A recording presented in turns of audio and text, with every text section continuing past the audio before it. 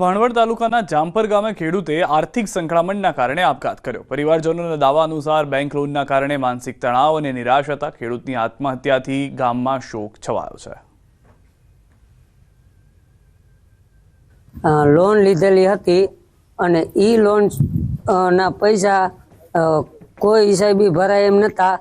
ઈ ભાઈએ આવું પગલું ભર્યું છે। આજે તે લોન છે ભરવાની મારે હું ભરી કેવી પણ કોઈ પણ કારણસર એને ઘરથી કીધા વિના ઘરેથી હાલ્યો ગયો। ગમે કંઈ પણ એને હું પગલું ભરી લીધું એને એમ હતું કે હવે મારાથી આ ભરાય જ નહીં। બેંકેથી ફોન આવતા તો એને એવું હતું કે હું બેંકમાં મારો કરજો જે છે એ હું કેવી રીતના ભરી। 420 રૂપિયા માટે હથિયારથી હુમલો કરવામાં આવ્યો। ધારદાર હથિયારો સાથે આતંક મચાવ્યો। 420 રૂપિયાની લેણદેણમાં ઘાતક હુમલો થયો। કૃષ્ણનગર પોલીસ સ્ટેશન વિસ્તારની ઘટના છે। દુકાનદારે અગાઉના નાણાં માંગતા તૂટી પડ્યા। એક શખ્સની પોલીસે કરી છે ઓળખ। બે લોકોની ઓળખ બાકી હોવાની जानकारी મળી રહી છે।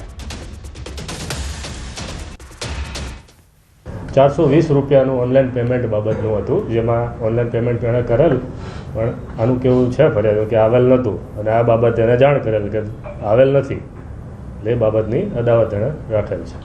આરોપીમાંથી આઈડેન્ટિફાઈ થયેલ છે, તેમાંથી રાકેશ ઉર્ફે રાખુ હીરાભાઈ વણજારા કરીને છે, એ અંકુર સોસાયટીના રહેવાસી છે અને બાકી બે પકડવાની તજવીજ ચાલુ છે।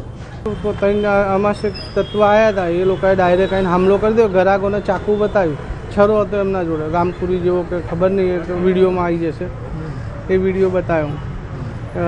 છરા જેવું હતું, ગ્રાહકોને બધાને ભગાડી દીધા ને બધું તોડફોડ કરવાનું ચાલુ કરી દીધું।